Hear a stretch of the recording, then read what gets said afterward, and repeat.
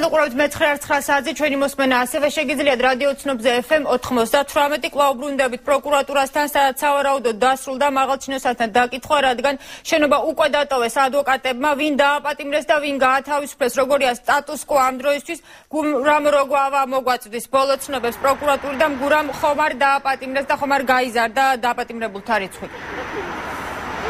ნატია დავაზუსტებ, ტერიტორია დატოვა, პროკურატურის შენობა დატოვა ერთმა ადვოკატმა. მხოლოდ ეს არის ზაზა ვაშაყმაძე, რომელიც იცავს ვაჟა ლილუაშვილის კონსტიტუციური უსაფრთხოების დეპარტამენტის უფროსის მოადგილის უფლებებს და როგორც მან განმარტა, მისი დაცვის ქვეშ მყოფი დააპატიმრეს.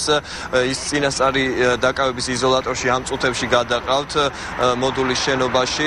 რაც შეეხება დამატებით დეტალებს, როგორც ადვოკატმა აღნიშნა, მას არ აქვს მედიასთან საუბრის უფლება, რადგან თავად დაკითხვის პროცესში გამოიკვეთა, რომ საქმე ეხება საიდუმლოებას, სახელმწიფო საიდუმლოებას და ადვოკატის თქმით ეს ბრალდება მისთვის მოულოდნელი იყო, თუმცა ოფიციალური ბრალდება მისი დაცვის ქვეშ მყოფს ლილუაშვილს 48 საათის განმავლობაში უნდა წაუყენონ. ადვოკატმა ასევე აღნიშნა, რომ მას ამ მისი დაცვის ქვეშ მყოფს ვაჟა ლილუაშვილს 159 მუხლის მეორე ნაწილით ედავებიან.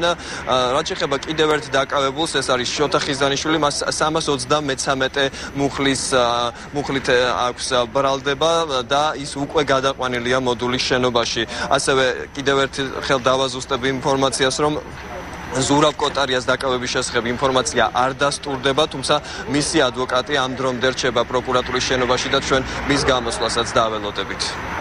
შეხება სხვებს რჩება თუ არა ვინმე ამ წუთებში დაკითხვაზე?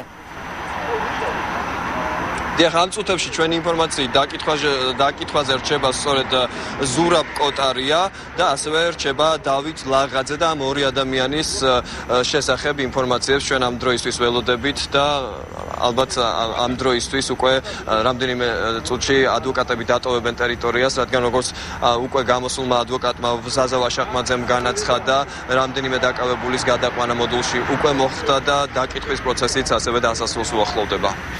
მადლობა, გურამ, ეს იყო პირდაპირ ჩართვა პროკურატურიდან.